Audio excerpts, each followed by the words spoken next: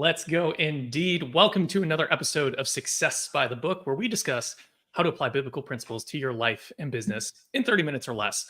As always, I'm joined by our three esteemed hosts. We've got Coach Bill Hart, who's the National Leadership Coach at Movement Mortgage, Vermillion, the founder and CEO of Mortgage Champions, and serial entrepreneur Coach Kyle Draper. Now, today we're going to be talking about dedication and the importance of constantly renewing your commitment to your craft. So, Dad, I know this was a topic that was sort of near and dear to your heart and something you wanted to dive in. So I just kind of wanted to ask, why now? Like, what are you seeing in the industry that made you want to talk about recommitting to our craft as mortgage and real estate professionals today? Yeah, it's been for a lot of originators a tough couple of years, okay? And I think because of that, a lot of people have just kind of disengaged and disconnected and just almost given up. And what I've learned in times like this in your life is this is where you got to just do a restart. You just got to wake up one day and say, you know what? That's it. I'm not going to tolerate this anymore. I'm going to change my approach. I'm going to rededicate to what I know it takes to succeed, and I'm going to get my mind right. And that's really kind of what I think is key. I'm going to use a verse in this to kind of kick this off that I think is perfect for this, because this is Success by the Book, and we're talking about how to use biblical wisdom to guide us in our life. It's Galatians 6:9. It says, let us not become weary in doing good, for at the proper time we will reap a harvest if we do not give up. I love that verse. It just, it encourages me every time that I feel like, man, I'm tired, I'm worn out. Do I want to keep doing this? Can I continue to do this? Do I still have what it takes? I think a lot of us are asking ourselves that question today. You shouldn't be asking yourself that question. You've got what it takes. But you know what? You got to be re-energized. That's the beauty of the book, is it will re-energize you. And if we don't give up, we are going to reap a harvest. Remember, you reap what you sow. Well said. Well, hey, I know we've got like 80 years of combined industry experience across these panelists. So you're welcome for all my years just that with I'm bringing. me. Yeah. Well, thankfully with me and Kyle, we can kind of answer both questions I want to ask. The first is like, what is sparking commitment and dedication in this industry right now when things are really difficult? Like, what do you turn to?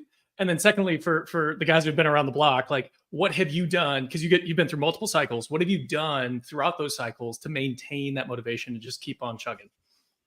So whoever wants to take that first. I'd love to get my horrible advice out of the way before, we let the masters go to work. But I remember when I was coming to the end of my time as a pastor, right? That is all at that point, all I'd done. I quit college to start being in ministry. And so everything I thought I was a pastor. And that was what I believed my calling was God has called me to be a pastor. And so now the realization of, oh my gosh, is everything I've been being ripped away from me, or I'm choosing to have it taken away from me? And what I had to go through was God showing me that, Kyle, what you're dedicated to, you've called being a pastor, but it's really to love and serve people. And so what I had to realize in that season of life, and then in every other season, as I've started new businesses and moved from real estate clients to mortgage clients, and is that what I'm truly called to is to love and serve people. And the mechanism by which God uses to allow me to do that may change, but I've got to always stay focused on what my core principle is, which is to love and serve people, to leave people better than I find them. And so what does that mean to our people watching and listening? You may be on here and you've been in mortgage for 20 years. And man, the mortgage piece is just burning you out.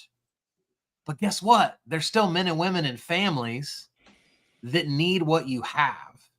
And so maybe we need to make the dedication going back to the needs of the people versus the mechanism that serves the need. Love it. If any of that makes sense. Makes It all makes sense. And you got to stop apologizing for your advice and lack of wisdom. Maybe by episode 10, I'll feel less. It's nonsense. Stop it. You're awesome. And I could listen to you all day. And I'm glad that I had the opportunity to listen to you just now. So yeah, man, I think part of what's happened, guys, is that, at least this is what I've been hearing the past couple of years, is we talked about this, I think, last week, but people's sense of certainty was shaken. And as long as we have certainty, it's easy to step into a rhythm and a predictability. But when that is shaken to its core, as it was this last couple of years, now people start looking for things that are new. And, Dale, you mentioned, up front that, there's some people that aren't very connected. There are a lot of people that left the business, like you guys, everybody on this call, you all know that. There are a lot of people that have left the business, and they're not bad people. They're not evil people. They're not lazy people. But in many cases, they weren't prepared for a market shift. So one of the things that happens, I think, right now for us as coaches is to be able to step into and create certainty for people. And what better place to do it than with the Bible? If you go to sort of our owner's manual and say, well, what does the Word of God say about this? To me, that's the most powerful thing to do, because then regardless of what happens with market conditions and hurricanes and interest rates and lack of inventory and NAR lawsuits, like, it doesn't matter, because what we're serving is something much larger. If you want to bring it down a level, I think I mentioned this before, but years ago I was told to put together a why file. I want to show it to you. Like, that's my why file. And the truth of the matter is, I kind of stopped filling it up a couple of years ago, but just to give you an idea, it's just full of cards and letters and printed emails, and we would all have those. But Daniel Harkavy, the founder of Building Champions, told me to do this years ago. He said, you're going to have, months where people are just going to make a whole lot more money than you. And you have to remind yourself as to why you're in the business. And so I would say the same thing to you. If you're a mortgage originator right now, or you're a realtor and you're struggling, and this is not the September you were looking at, because July is going to create our September income, right? Start taking note of those thank yous. You're all getting them. People are connecting to you via text or direct message. You just got to, do snapshot and print it out, throw it in a file, keep it someplace. I'm a old school physical guy. You could do it digitally. And one other idea that came from Lori Richardson. Some of you know Lori in Denver, but she years ago, in her break room inside her office, remember bricks and mortar? Remember when people used to go to an office? She used to have all of that stuff up on the walls so that everybody, her processor, her assistant, everybody that was with her, marinated in the goodness that they were doing. And I just think for us in home ownership right now, in the business of home ownership, there's so much love that comes at us. Sometimes we've got to just find a way to just marinate. I don't know a better word. It's like throwing a steak or chicken in a baggie with some goodness and just zipping it up, right? We gotta focus on the goodness. So start with the Bible, start with what it tells us there. One of the things that I was just looking at in another call this morning was Galatians 5:6. And in Galatians 5:6, at the end there, it simply says the only thing that counts is faith expressing itself through love. So if the only thing that counts is faith expressing itself through love, this is a really good reminder for all of us to love on more people. Just find more people to love on. Love it. It's good. So we're talking about dedication, and I love Bill and Kyle listening to you guys, because it just gives me smiles and enjoyment every time I do it. And the point you just made, Bill, about just loving on people, that really is the essence of what we do in the mortgage arena if we want to do it well. Our goal is to help other people succeed in their financial life, whether that other person is the end consumer or borrower that we're working with, whether that end consumer is the realtor partner or builder that we're working with, or whatever other referral partner we've got, whether that other person is our colleagues that we work with every day and we're trying to help them succeed. The bottom line is, no matter how you look at it, it all comes back to the same thing. It falls under what we have labeled as our others first approach to the marketplace. That's Mortgage Champions, basic thought process about everything. We build all of our training around this other first mindset. Out of Philippians 2:3-4 says, do nothing out of selfish ambition or vain conceit, but in all things with humility, value others above yourself, looking out for their interests and not your own. That's the key to success in our business. As we talk about dedication, here's the question I'm going to ask you guys as the audience. when we work in this business, we're not working for ourselves. We're working for others. And my question is, who are you working for? And what are you working for? If we want to rededicate ourselves to being recommitted, and dedication means we got to do things we don't want to do so that we can do the things we do want to do, as Jeff Fisher so greatly said in his quote. Therefore, we've got to be dedicated to understanding that the key to our dedication is first defining what do we work for and who do we work for. Now, I know for us on this show, we all have the mindset that we take the biblical approach. We work for God. That's who we work for. That's our boss. That's I don't work for anybody else but him. My job is to please him. And Proverbs 21:5 talks about that. And so does Romans 12:11, to work hard and serve God enthusiastically in what you do. So the question I want you to ask yourself is, who are you working for? Because when you define that, it's going to motivate you to be more dedicated. And what are you working for? What's the why? Back to what Bill said as to why you do what you do every day, because there's easier jobs in the mortgage business, that's for sure, but they're not more rewarding. There's a lot of reward here if you do well. So I'd love to hear some of your guys' thought process on that question. I think it's so easy in our industry to say all the right things, our heart to really be in the right place, but because of the volume of business, transaction 137 becomes no more than that, because you've got your processes and systems and flows, and but to that individual or that family, that is the most defining moment of their life up to this point. Right. And so I think a big piece of this is just reestablishing, man, it's easy in the early days when there was only a couple deals a month happening, that, man, you loved on those families and you leaned in and you were taking the pictures and you were checking in on them and following up. But then at some point, transaction 137 happens. And I know I talk to a lot of LOs that they don't mean it to be that way, but that's where it happens. That's how it happens. And so I think trying to figure out, like, what's something that you could do to just bring a little bit more value to that individual and not allow it to feel so transactional, because the best of the best, it does feel transactional to some degree, because they're incredible at process.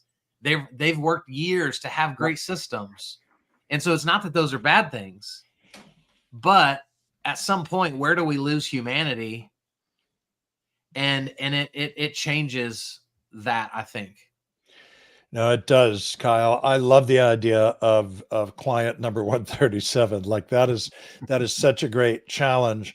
Now, admittedly, maybe it was 137 3 years ago. Today it's client 12, because it's a little different market that we're in. But to your point, I always look for where are examples of excellence that we can learn from. It's why I wrote the book over my shoulder here, White Collar Warrior, where I interviewed Navy SEALs, Army Rangers. But there's so many places. Like for example, we travel a lot, so we stay in a lot of hotels. And when we're really lucky, we stay in a really, really, really nice hotel, like a Ritz-Carlton. I'll bet we've all stayed in a Ritz-Carlton at some point. And when you compare that experience to, I don't know, a Marriott Fairfield Inn, which is kind of a toss of the dice. Like, what you're there for. You're there because it's going to be cheap, but the service may or may not be any good. But how does that happen at the Ritz, where it's predictable again and again? One of the things that they do is the employees all carry a card, a credo card. Dale, you probably know this. You probably looked into this. And on that card, it says, "We are ladies and gentlemen serving ladies and gentlemen." Like, think about that. We are ladies and gentlemen serving ladies and gentlemen. I don't think that's happening at the Hilton Garden Inn.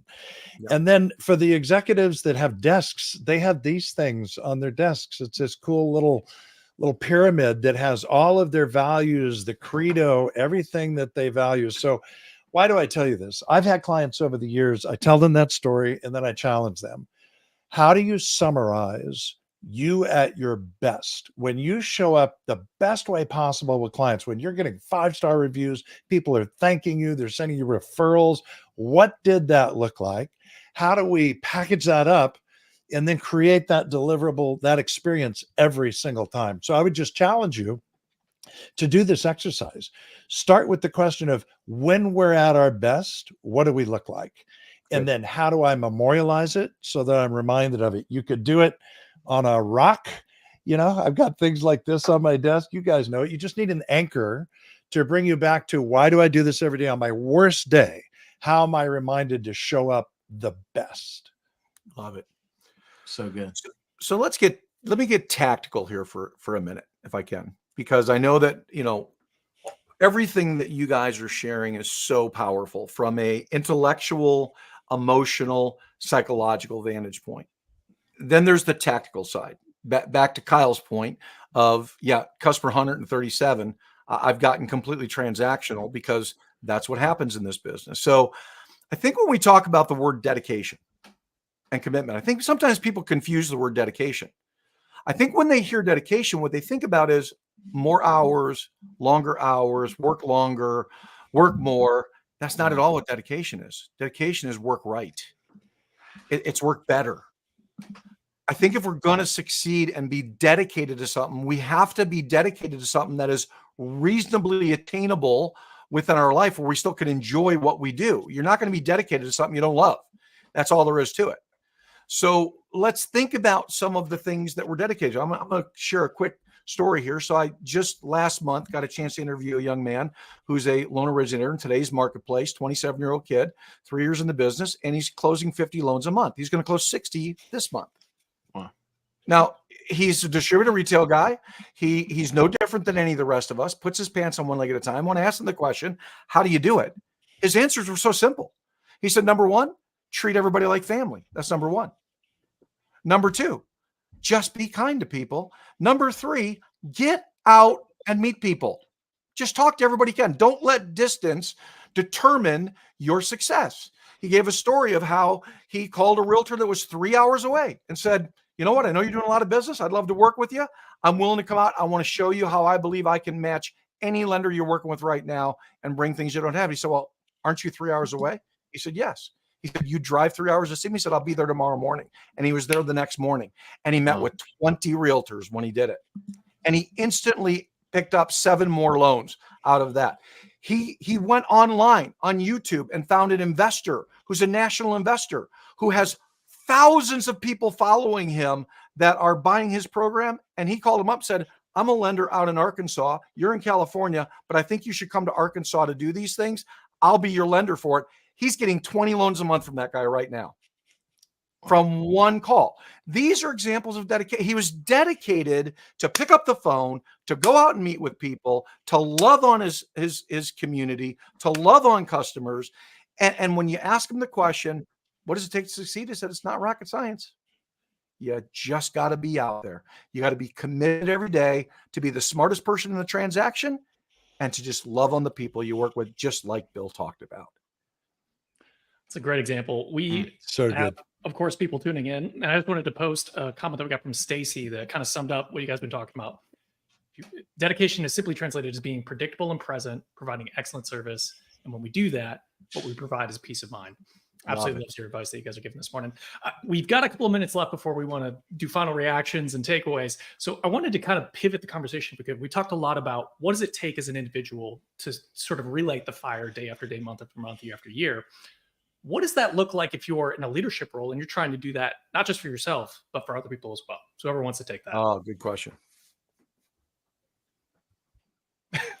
All right, so go, Bill, please. He hasn't answered. Yeah. So here's what I think it is, you guys. Look, let's be completely honest. So I'm just going to say this for the rest of this series. Like, why wouldn't we be? The mortgage industry has been filled with a lot of leaders that I would call empty suits. Yeah. They're the ones that would show up at your president's club and take a picture with you wearing a lei around the neck, sunburn from the round of golf that day, shaking hands while you're holding a trophy. But at the end of the day, when I talk to those very clients that were at that event, they'd say, well, yeah, I mean, I can't really think of anything that he's really done for me or she's really done for me.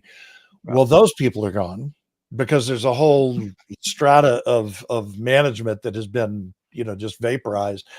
So what does it look like? The antithesis of that is someone who shows up. Stacy Lynn, you know this. It's someone who shows up, listens to you as an individual, as an LO, empathizes with you, encourages you, holds you accountable, much like Dale, you and I have learned to show up as a coach. I believe that a strong leader right now has this gravitational pull towards them because they have a genuine interest in how people are doing. And it requires more effort. Like right now, I am scheduling inside my company what we're calling strategy calls for free. They're just, if you're not really sure where you should be putting your effort, let's just hop on a call. I'm not getting paid for that. And I'm not going to charge somebody for that right now, not in the market that we're in. Dale, you're probably doing something similar where you make yourself available more than you have before. I believe that's leadership right now. That's the way that we need to show up. I could not agree more. I love what you just said there, Bill. Let me add these two elements to it. We need to be leaders and not managers. And what that means is we've got to be transformational in the life of our employees. That's what leaders do, is they transform people from who they are to who they want to be and who God created them to be. And that's a big difference. Most people don't realize anywhere near their potential. They'll never realize that without a great leader to lead them through that process. So let me introduce this thought process, because I've been talking about this a lot lately with leaders around the country. Is the most common question I get today from leaders is, how do I, with the tough times we've been through and the loan officers that I've got that are depressed and upset and all of the market changes, how do I motivate my people? And I say, you've got it backwards. You don't motivate loan officers or employees to succeed. What you do is you help them succeed, and then they'll be motivated. That's the way it has to work. If you're trying to top down, what can I do to motivate? What can I do each day to get them excited and pumped up? That's a short-lived success. It's not going to last. So good. If you're working by coaching them, mentoring them, directing them, guiding them every day, and forcing them through accountability on how to be successful, they're going to be motivated. When loan officers are closing loans and they're making money, they're happy, their lives are better, their families are better, their home is better, everything works. So instead of trying to motivate to succeed, make them succeed and let them get motivated. Preach, coach. Come on. So good. Well, so a very practical application to all of that is, as the social media guy of the call today, I've dealt with so many leaders that have brought me in to speak, and they say, "Oh, Kyle, we're so glad you're here, man. Our people need to be better on in front of the camera. They need to be better at social media." And I always flip it and go, that's great. I'm excited to be here. How are you on video? Well, I don't really do video. There's really not a need for me to be there. And then I'm like, so you don't do any recruiting? Well, no, like I do recruit. And I'm like, oh, okay. Well, that's interesting. And there's just so much lip service in the industry. And the opposite of leadership is telling people to go do what I'm unwilling to do. That's right. And so I would love to see leaders that participate in these calls go, you know what? I'm going to go do the uncomfortable things that my people are also uncomfortable doing. I'm going to go make 10 calls a day. I'm going to go to 4 more lunches than I've ever gone to before. I'm going to get in front of the camera and lead and love people, knowing that through my action, the rest of my people will hopefully take action as well. Yeah, buddy. So good. Good stuff. So good. Daniel Harkavy once said, and it may not have been him originally, but I quote him on it: self-leadership precedes team leadership. And it's what you just said, Kyle. That's when I see my leader stepping into that discomfort, when I see my leader doing the very thing that I should be doing. It's like in the gym, it's that one more rep mentality right now. It's uncomfortable. It's not fun. We need to put in the effort right now. We need to do what is uncomfortable. We need to put in the extra hours. It's not going to be like this forever, but it is like this now. That's a great call out on leadership, brother. It's so interesting, Bill. I'm sure you see this when you coach sales managers all the time. I see it constantly where sales managers go, man, these guys just don't have big enough networks and they're not doing this. And I go, when's the last time you've been on a sales call with your loan officer? Yeah. When's the last time you actually sat next to them side by side and heard them on a phone with a customer talking to them? How can you fix what you don't understand? Yeah. You have to be present in order to create success. Yeah, it's so good, man. So good. It's that simple. Well, So I looked up. Go ahead, Ben. Jacob. I looked up the definition of dedication on Google, so if it's on the internet, it's true. And Sure. the first thing it says is dedication is the quality of being dedicated or committed to a task, which to me, that is not exciting at all. I hate tasks. I want nothing to do with tasks. But the end of that sentence says, or purpose. Mm. And so I think the bow that we can tie on this episode is, if there is not a purpose you're fighting for that is bigger than you. Yeah. Because we've all been around the LOs that have big bank accounts and tons of houses and fancy cars. And yet you can look into their eyes and see how empty they are, because that's what they were always told they needed. Yep. And now they've done it. They've out-earned all their coaches. They've outperformed all their mentors. And they're still going, well, wait a second. Where is the fulfillment that I was told that I would have as I achieved these things, moved up the ladder? And it comes down to purpose. And so if your purpose is to just get that zero back on the paycheck, you may get there, but you will still be unfulfilled. Yep. Amen. So good, buddy. Thank you, Kyle. We're going to end on that note.